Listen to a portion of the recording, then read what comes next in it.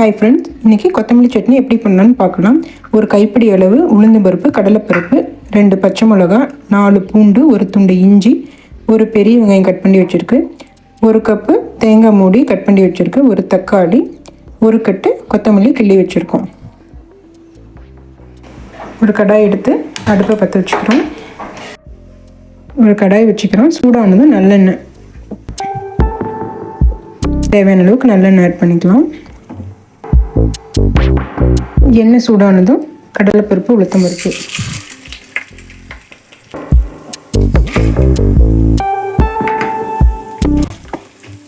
நல்லா பொன்னிறமாக வர வரைக்கும் ரோஸ்ட் பண்ணிக்கலாம்.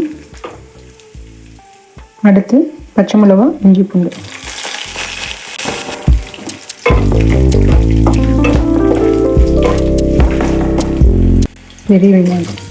பெரிய வெங்காயம்,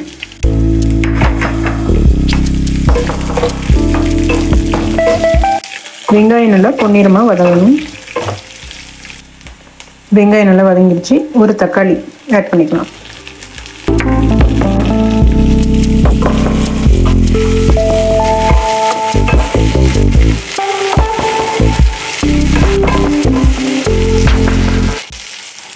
தக்காளி நல்லா வதங்கணும்.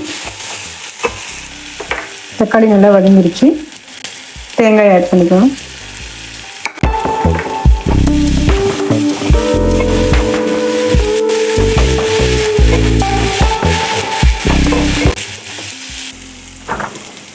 தக்காளி நல்லா வதங்கிடுச்சு. இப்போ கொத்தமல்லி தழையை ஆட் பண்ணிக்கலாம்.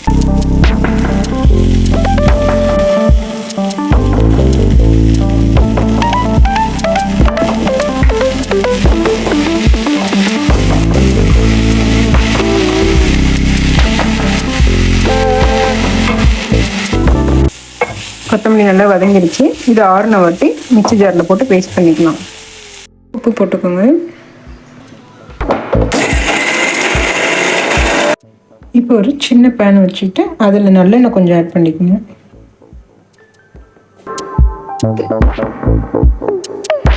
எண்ணெய் சுடாயிருச்சு. நம்ம கடுகு ஆட் பண்ணிக்கலாம்.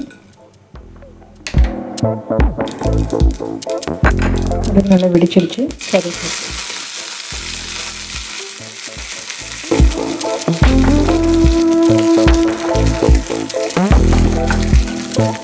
சட்னி அரைச்சாச்சு. மேலே ஒரு தாளிப்பு.